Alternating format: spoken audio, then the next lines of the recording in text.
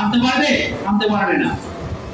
এত বড় বড় পৃথিবীতে গঙ্গা তলা দিয়ে টিউবওয়েল চলছে, কিন্তু আমরা রক্ত আবিষ্কার করতে পারিনি। কিভাবে রক্ত তৈরি হচ্ছে, অ্যাটম বোমা তৈরি করতে পারছি, এখান থেকে দেখছি সঙ্গে সঙ্গে শত্রুরা আক্রমণ করছে, এখানে বোম্বার্ডমেন্ট করতে পারছি, সবকিছু দেখছি, কিন্তু রক্ত তৈরি করতে পারছি না। ওই জন্য আমাদের সচেতনতার লড়াই। এবং যারা আমাদের কাছে থ্যালাসেমিয়ার রোগী হয়ে দেখেছি, আমাদের কাছে 11 থেকে 12 জন থ্যালাসেমিয়ার রোগী আছে।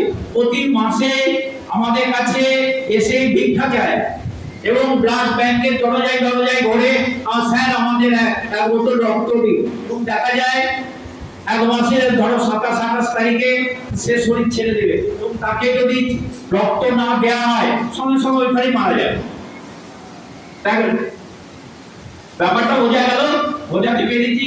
অতএব বিয়ের আগে আমাদের খুব দরকার ওই পুষ্টি বিচার নয়, হাত থেকে গণনা করে নয়, আমাদের বিয়ের আগে থ্যালাসেমিয়া আমি বাহক কিনা সেটা টেস্ট করে জানা দরকার। হ্যাঁ, আমি একজন বাহক আর একজন সুস্থ মানুষকে যদি বিয়ে খাওয়ায় আবদ্ধ হই তাহলে কোনো অসুবিধা নেই, এটা কিন্তু জানা।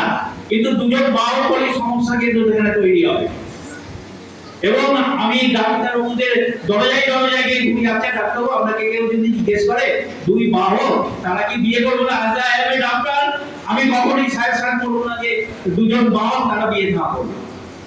এবং তোমরা জানো বদ্রীপুর বিবেকানন্দ রামকৃষ্ণ বিদ্যা মন্দির আছে, একজন দিদিমণি ও মাস্টার মশাই তারা নিজের পার্সোনাল এনগেজমেন্ট হয়েছে, তারা আমাদের কাছে বলেনি।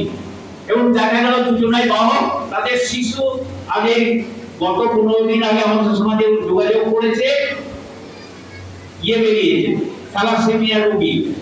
এবার তিনি এখন চেষ্টা করছেন কিভাবে এটাকে বোন ম্যারো ট্রান্সফার করা যায়, সেটা কোটি টাকার উপরে, এবং তার সাকসেস রেট কিন্তু ভীষণ লো, মানে বিলো 1%।